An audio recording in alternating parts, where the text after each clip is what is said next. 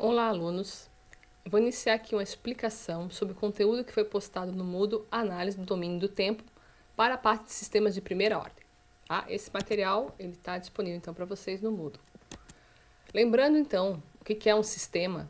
Um sistema ele vem da relação entre a entrada e a saída de duas variáveis, variável manipulada e variável controlada. Variável manipulada é a nossa variável de saída, variável manipulada, variável de entrada. A variável controlada, aqui no caso y, a variável de entrada x. O que a gente vai gerar? Uma função do tipo de primeira ordem, que vai ser... Por que primeira ordem? Porque, na verdade, é um polinômio de primeiro grau. Essa função está com o formato a, que vai ser um número, sobre bs mais c. Polinômio de primeiro grau, onde b e c também são números, ok?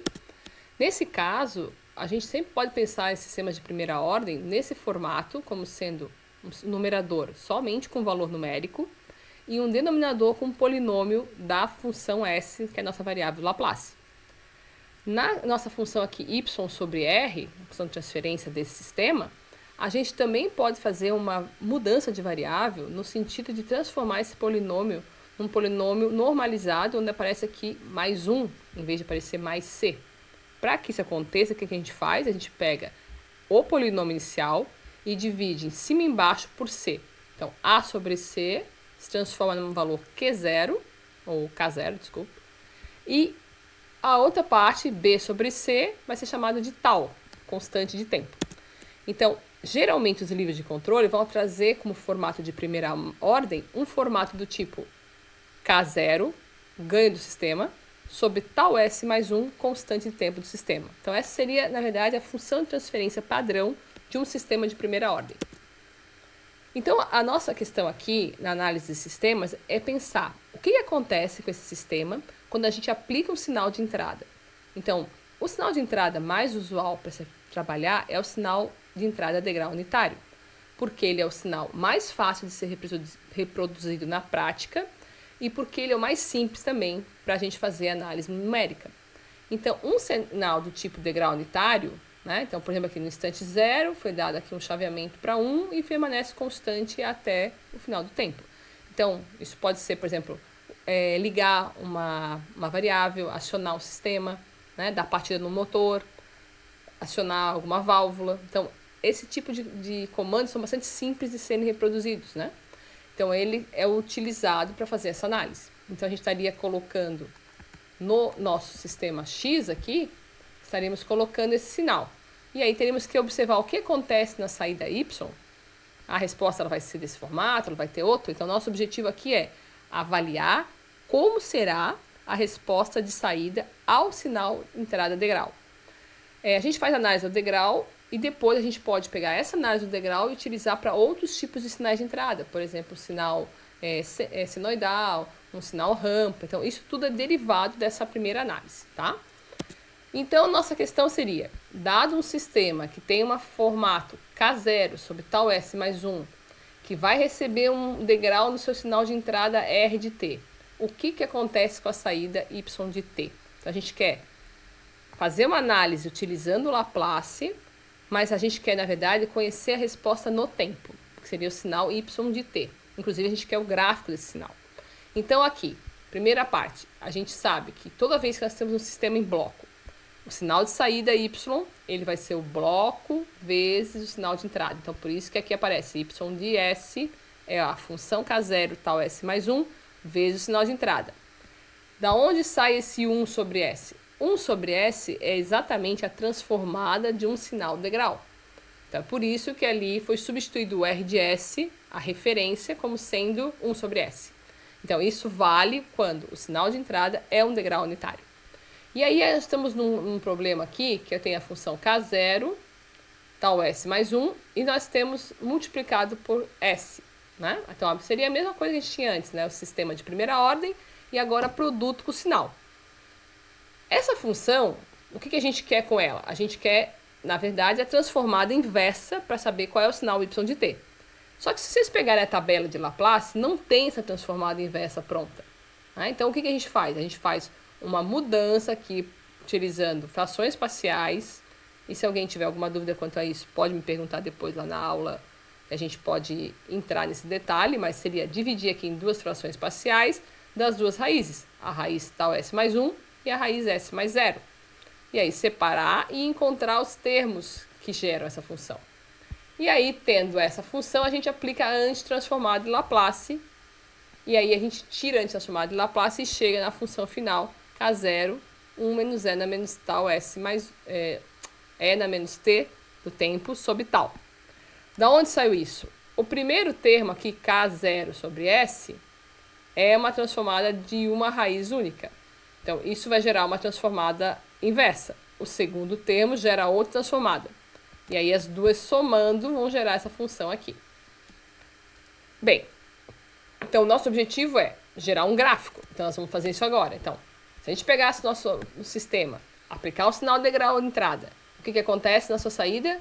Essa função, que é uma função que tem uma constante K0, né, que está aqui graficada como sendo K0 igual a 1, né, já até aqui a referência, menos uma curva exponencial decrescente.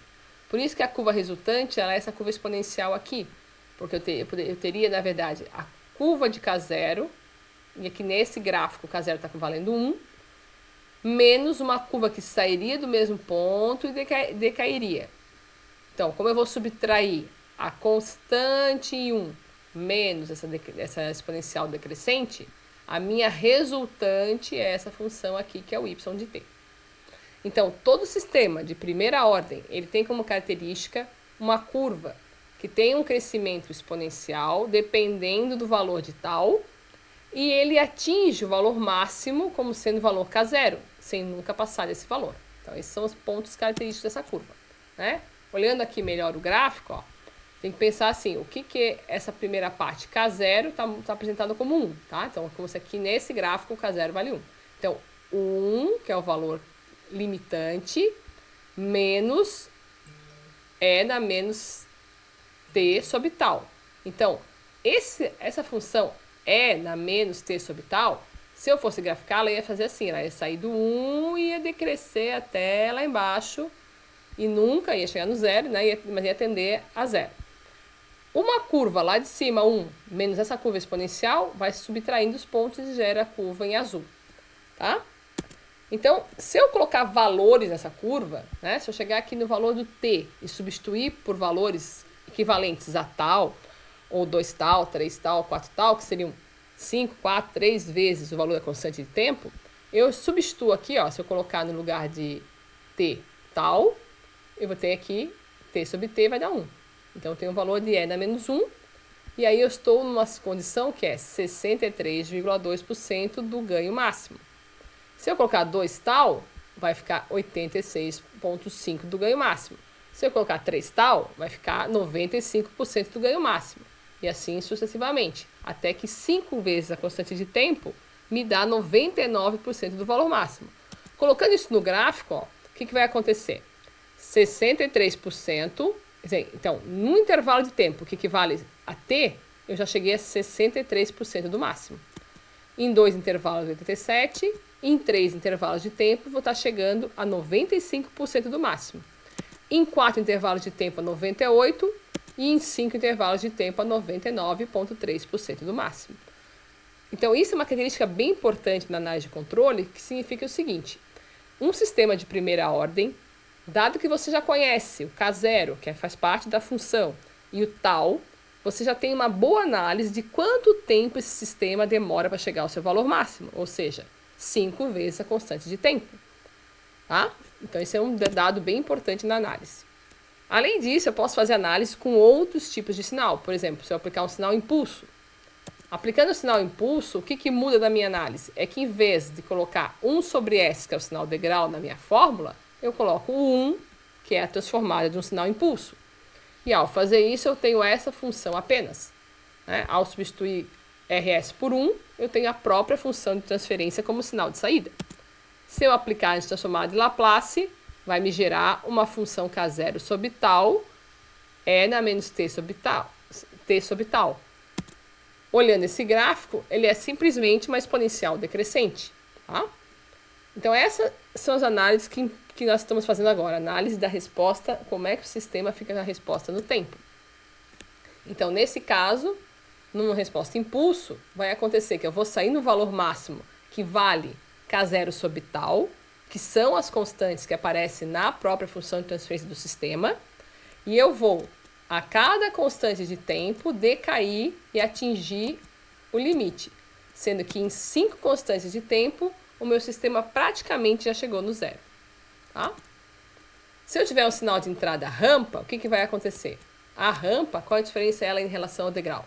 A transformada de um sinal de entrada rampa tem como fórmula lá na tabela de Laplace 1 sobre s quadrado. Então, eu estou com uma função onde eu pego a minha função de transferência, multiplico pelo sinal de entrada para tentar descobrir como é que é essa curva de saída. Então, y, função de transferência, vezes sinal de entrada. Sinal de entrada rampa, substituo por 1 sobre s quadrado. Sinal de entrada degrau, 1 sobre s. Sinal impulso, 1. Então, cada função vai ter uma transformada para ser colocada ali. O que complica aqui? Complica que eu tenho agora um sistema de segunda ordem multiplicado por um de primeira. Então, eu tenho que fazer fração parcial de 3 parcelas.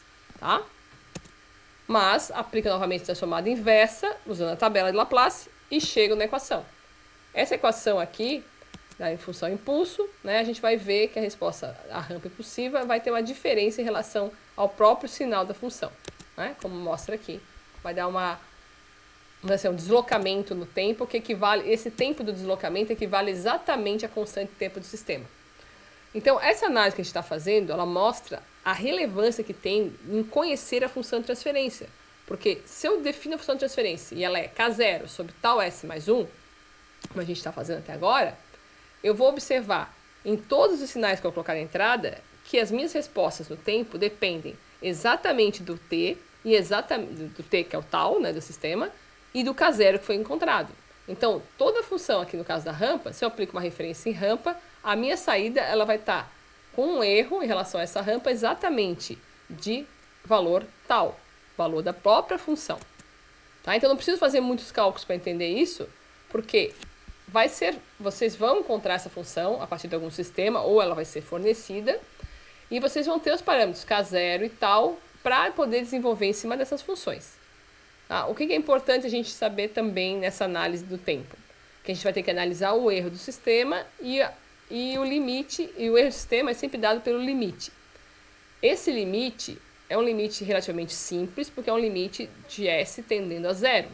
Então, eu tenho aqui, ó, se eu quero saber o limite de um certo sinal, no caso do erro, eu faço o limite de quando a variável S tende a zero, de S, esse S da fórmula, vezes o sinal do erro. E aí, basta eu substituir a equação da minha função para ir substituir no lugar do S por zero. E aí eu vou encontrar o valor do limite. Tá? Então, esses exercícios de limite são feitos assim. Por isso que dá o mesmo valor T para esse erro aqui da função rampa. Tá certo? Então, assim, o que eu espero agora? Eu passei para vocês como exercício o livro do Bento, né, o capítulo 3, que trata desse assunto. Então, para complementar o que eu estou falando, vocês podem consultar o livro do Bento e fazer os exercícios que estão lá no livro. Tá? Obrigado pela atenção de todos.